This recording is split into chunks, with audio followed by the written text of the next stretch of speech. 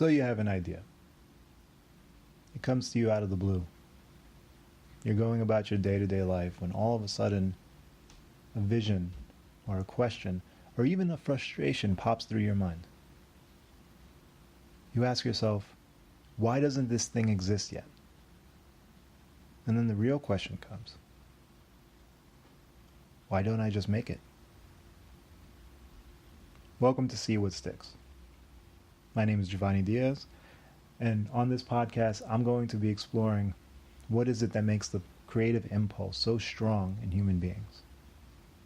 I'll be discussing with other guests from all sorts of different fields what fuels them when they write, when they build, when they shape something out of nothing. And together, we'll dive into creativity and maybe discover why is it that we just love making things so damn much. So, you want to write a book. You are dead certain that this story idea that comes from nowhere is something that other people are going to want to read. More than that, it's something that's going to be worth the time and effort that it's going to take for you to sit down and write it out using these little strange marks on a page that we call language to transmit your ideas to others. Be it a fictional world full of magic and crime and heartbreak and joy, or be it true stories that chronicle the lives of others across the world. You find this story, this one story, and you know for a fact that it has to be told. Where does that come from? And what do you do about it? So I'm a writer. I've been writing for a very, very long time. I recently just had a short story published a few months ago, and I've been working on a novel for 8 years.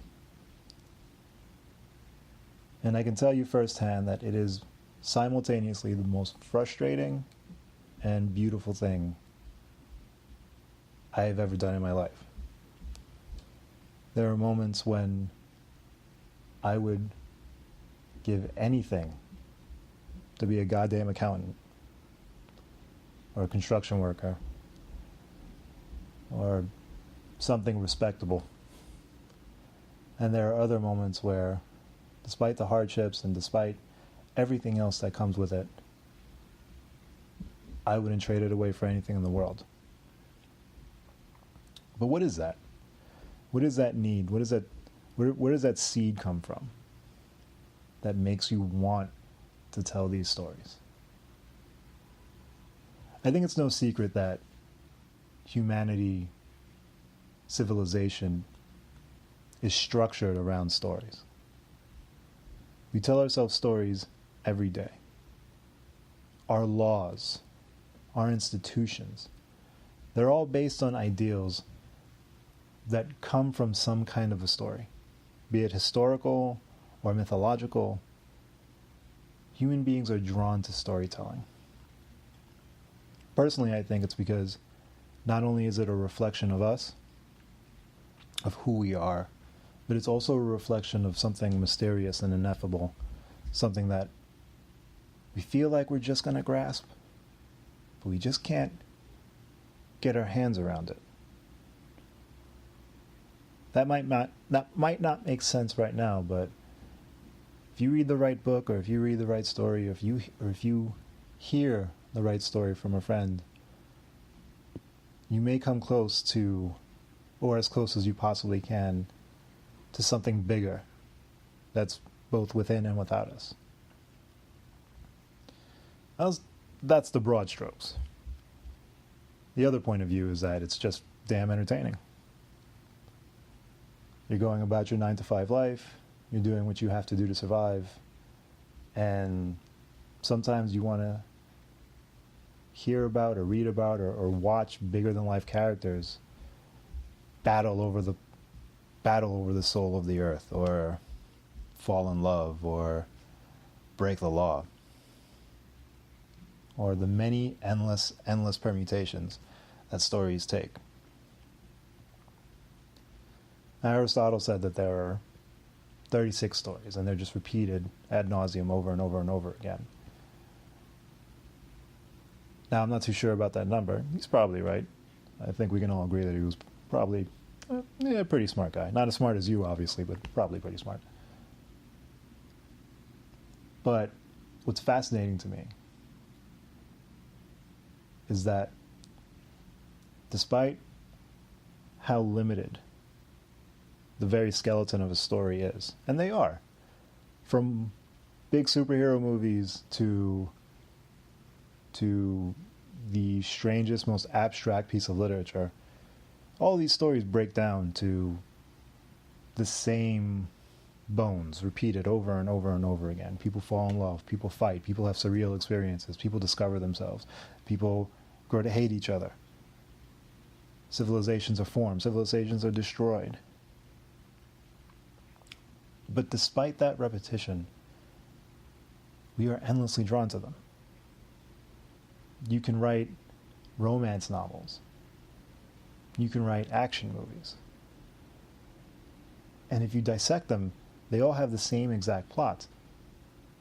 But it doesn't matter. People eat these things up.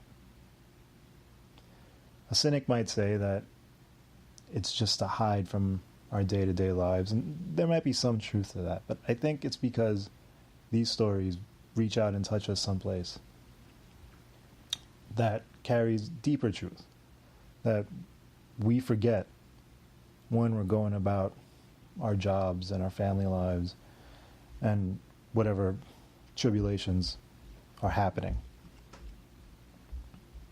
So getting back to the meat and potatoes of the matter, you want to write a book. You think that this idea is good enough to merit a whole novel. Anywhere from 200 to 1,000 plus pages of words put in front of someone to carry them along this journey. Where do you start? And what's the origin of that process inside of you? So this could easily become a how-to, and I think that might be a mistake because there's plenty of way, way, way smarter people who can handle how to go about story beats and inciting incidents and climaxes and falling action and the importance of a protagonist and an antagonist and how every character needs to want something and blah, blah, blah, blah, blah, blah. You've all heard it before already. But I think what's more fascinating is the act of actually sitting down to put pen to paper, be it literally or digitally. And where that impulse comes from.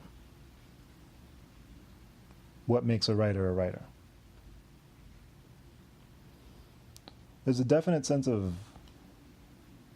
otherness when you write.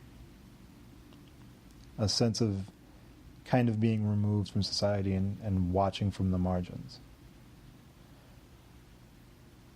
I think anyone who's even attempted to write has come to terms with the fact that they don't feel, at least in that moment, as part of society as the people that they're writing about, even if they're imaginary. It's almost as if they're recording something for another species and saying, hey, look at all these strange creatures and all the things that they get up to.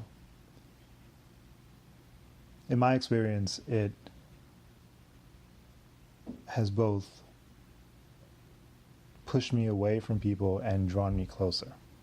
The whole thing is very contradictory because you are holding yourself, be it in your room or in a coffee shop or in your office, away from everybody else, giving yourself a bit of quiet time. Something so solitary and sometimes so lonely, in the hopes that this work will connect with others.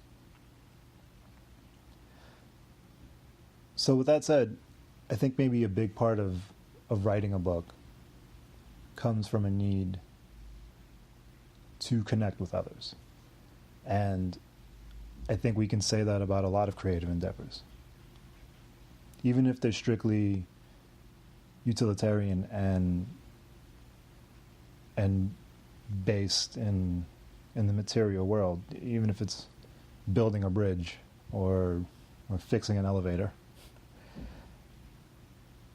These are acts that ultimately reach out and help other people. And it's no secret the power that books have. I mean, books have started movements. Books have brought whole communities together. Hell, I guarantee you that there are couples out there right now who got married over Harry Potter or The Hitchhiker's Guide to the Galaxy. There are best friends who got close because they saw each other reading The Lord of the Rings. So ultimately, writers have to kind of isolate themselves to engage others. And it's a strange line to walk. It's kind of like a really terrible superhero power.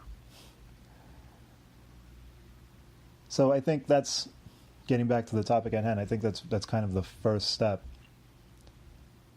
in how to write a book, in this removal from others, in this sitting back and taking everything that you've collected from life, from your interactions with people, and getting to the truth of it through isolation, through pulling yourself back. And it's a hard thing to do. Maybe even the hardest out of a very long and arduous process. So, you do it. You do it because you feel like you found something truthful to say. Right? All great works, all great art comes from some kind of truth. And it doesn't have to be necessarily an objective truth, because I mean, we can argue for days about this, but what is that? But it's the truth as you see it. Something that you truly believe is true. Sorry for the redundancy. And you're willing to pull yourself away from others to do that. Now, there are teams of writers out there, and there are people who write in duos, and that's cool. If you can pull that off, that's great. All more power to you. But ultimately, most writers, I think, are on their own. So then it's just you and the blank page. Now what? Where do you start? J.R.R. Tolkien created not only the world of Middle-earth, but entire languages. While Stephen King, fueled by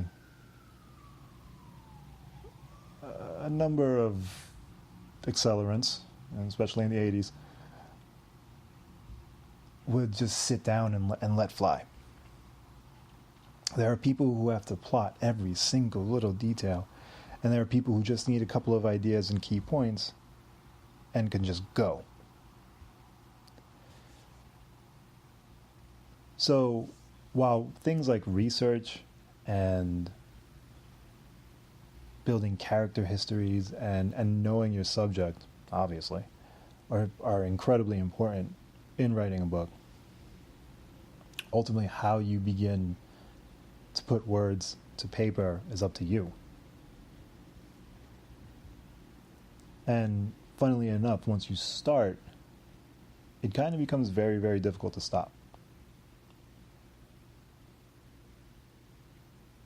You find yourself almost transported, transfixed by the stream of consciousness that's flowing through your fingers and onto the page. And it's especially fascinating when we're talking about people who can write from multiple points of view. You write grand epics with characters who have different agendas and differing goals, who conflict with each other, all while being conjoined to the theme of the story.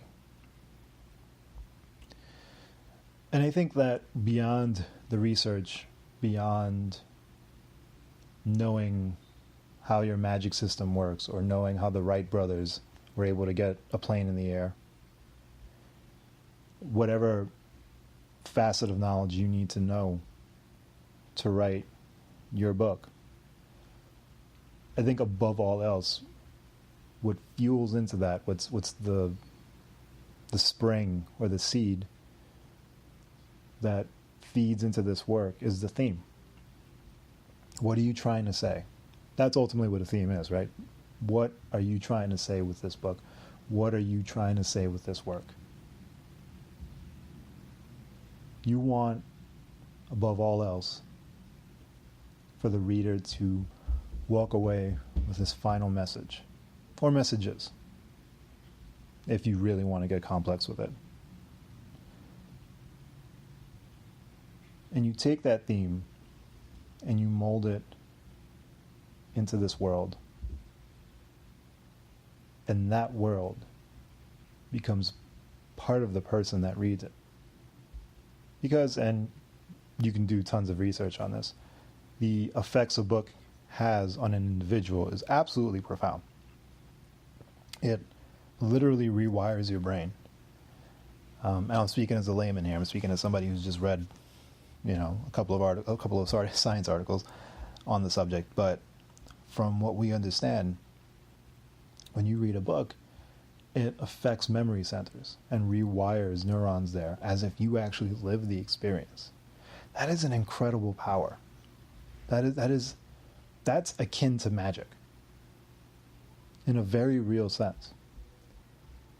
So that's why the theme of your work is so important. That's why it's such a big step past isolating yourself, past showing up, past actually sitting down and prepping to do the work. Your theme is the thing that shapes your story into something tangible. Otherwise, it can be absolute chaos. If you set out to tell a romance story, you can go about it in many great ways. I mean, people fall in love every day for so many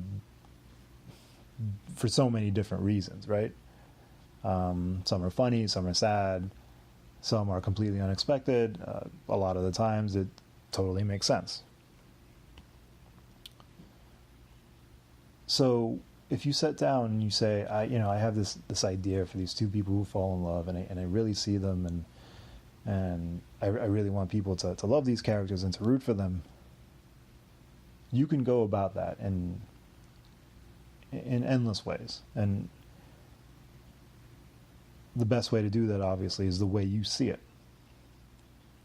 But without that theme, it's like watching astronauts kind of float away from the space station without being tethered to it, or without having some kind of rocket pack that bounds them close to it. So I think that's a good way of looking at it. A theme is your rocket pack. It's your rope. It's your shit. It's a thing that holds you in place as you're navigating these chaotic waters. Because, and make no mistake about it, from the greatest writers to the newest amateurs, writing is chaos. It is a blank piece of paper that can be filled with anything. And when you think about it from that point of view, it's damn right scary. And you'd be right to be completely terrified. But your theme Your theme is your North Star. It's the thing that reminds you this is where you're going. This is what you're trying to say. And you may not think that wanting to write a story where the central theme is how people deal with death, for example. You may not think that that theme is truly that powerful, but it really is. It helps you dictate how a scene ends. It helps you dictate who wins a conflict, or why people or why characters or people conflict in the first place. A theme is the truth of your story. And that, above all else, is the fire that pushes you forward.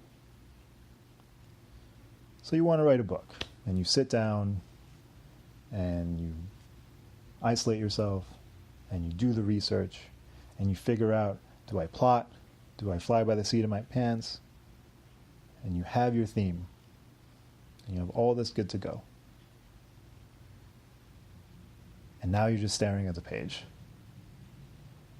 It is really damn scary, ain't it?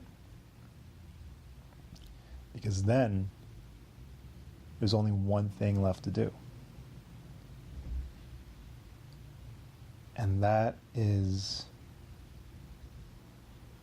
such a terrifying experience. Because then you have to reconcile with the fact that you cannot write worth a damn. And there's the next step in the process. And I think this is true of all creative processes, and I apologize in advance if this is going to be a very repetitive thing when I talk to other people about their crafts. But I have a feeling that it's necessary because it is true. And that's, you have to reconcile with the fact that you suck. That you are not great at this, that you have no idea what you're doing, that despite all your prep work and knowing where you want to go and seeing it and hearing music that accompanies your story and feeling all the emotional permutations that happen with these characters and knowing for a fact that when it's out there, it's going to be the best thing ever. Well, that don't mean a damn thing if you can't write.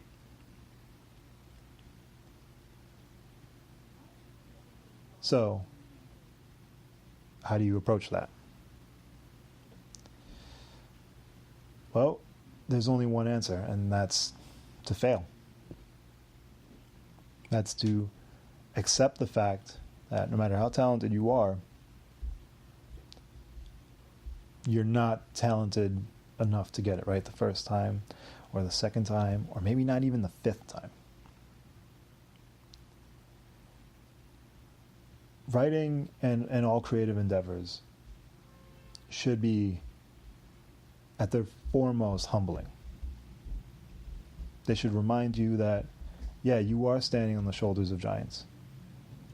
And these people who came before you, you didn't see it, because that's not glamorous, but they toiled, and they sweated, and they rolled up endless balls of paper and deleted countless documents because, well, they sucked.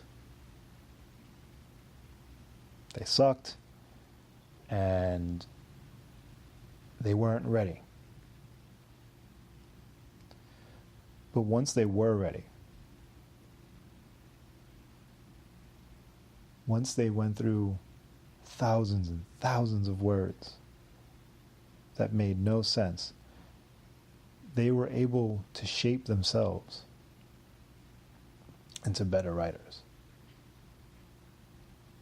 Every time they sat down and every time they typed or scribbled or carved hieroglyphics, they got a little better. They saw mistakes that they were making and they fixed them. They saw things that didn't make any sense, and they threw those away. They reformed themselves. They reshaped themselves. And finally, they became halfway decent. And from halfway decent, you get to not bad. And from not bad, you get to good. And from good, you get to pretty good. And from pretty good, you get to great. And from great, you get to amazing. And from amazing, then you get to meet the writer that you were always meant to be. And of course, though, that's a long time, and that's a lot of work. And that's the key word. If I want anyone to take anything away from this, from novices to people who've been doing this for years already, it's the fact that you have to work. It is work. Yeah, the creativity is beautiful. Yeah, there are moments where you write something and tears come to your eyes. Yeah, it's fun. And it should be fun. This is actually something I tweeted pretty recently. And it's that if writing ain't fun, then you shouldn't do it. Now, it's easy to misinterpret that, especially after what I was just saying about work. That doesn't mean writing ain't work. That doesn't mean that there aren't going to be days, hell, weeks, when it's driving you crazy, when it's making you depressed, when you just want to hurl everything you've ever written and burn every book you've ever seen. But what it does mean is that it should always return to being fun. It should always be a thing that if you don't do for a few days, you start to feel bad. You start to feel wrong. You start to feel like something's missing. That's how you know that this is the thing you should be doing. If it's constantly a sludge, if it's constantly just drudgery, then you should really be doing something else. Because you're just making yourself miserable for no reason. And you're probably not going to make a lot of money anyway. So, it should be fun. But, there are going to be those times when you do have to push through it. There are going to be those times when it is a ton of work and it is completely frustrating. And you just have to deal with it. There's no other two ways around it. Anybody else who tells you otherwise, they're full of it. They ain't got your best interest at heart. Maybe they got lucky. Maybe,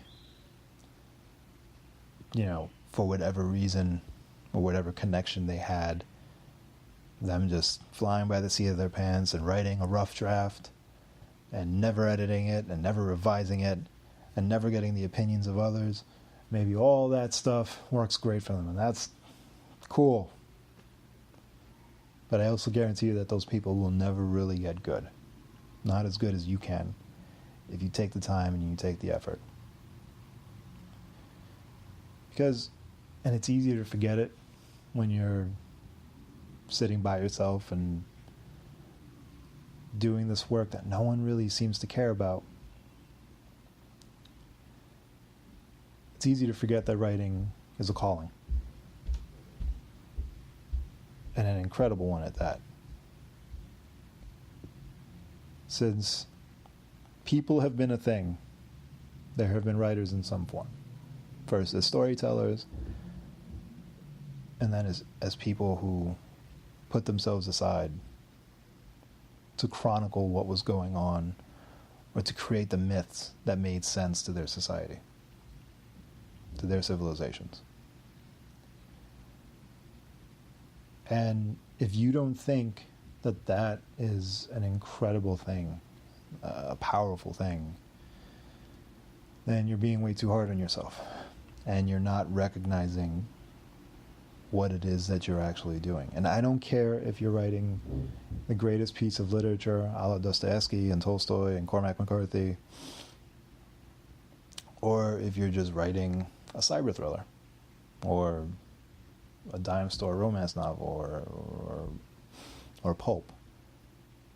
It all matters. It's all equally great. It all is there to transport people to other places where they can consider new ideas, or even just root for a good guy over a bad guy, and remind themselves that hey, things haven't been going great, but that does change.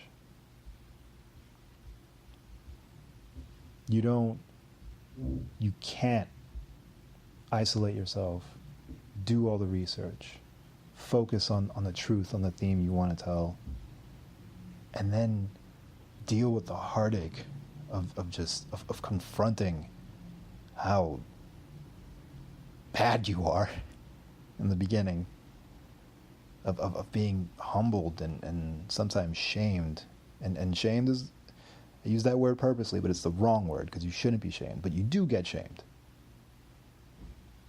You can't do all that without recognizing the fire that you're carrying, without recognizing how important this is. Now, you can't get up your own ass about it either. There's nothing worse in the world than a pompous writer. And I think we've all met that person. But you should also recognize your self-worth. What you're doing is noble. What you're doing is brave. What you're doing is incredible. And we need you. All you have to do is look at the constant stream of crappy movies that come out, especially in the summertime, and see the endless list of writers and producers who had a hand in it, to see why it's so important to have one person or just a small group of people with a vision versus a committee just hurling ideas to get butts in a seat.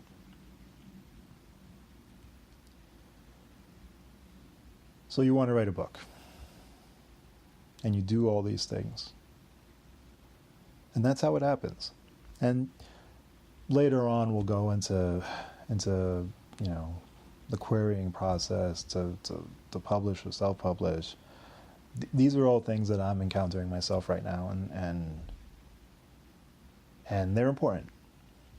But at the end of the day, what really matters is that you sit down and you write. That's how you write a book. That's how you make something. By sitting down and doing the very undignified, very inglorious, and very noble and beautiful act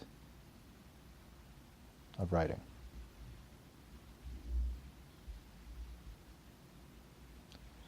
Thank you so much for listening. I will definitely be revisiting this subject again and again, but I figure this is a good place to stop. Very first episode. I am hoping to have my first guest on my next episode, and we're going to discuss all sorts of new creativity, all sorts of ways that people go about their processes. I promise you, you're going to meet all sorts of great characters from my personal life and hopefully from beyond, who will illuminate us all on what makes the creative process so incredibly magical. Because don't forget, despite it all, it is magic. You guys have a great day, and don't forget to see what sticks.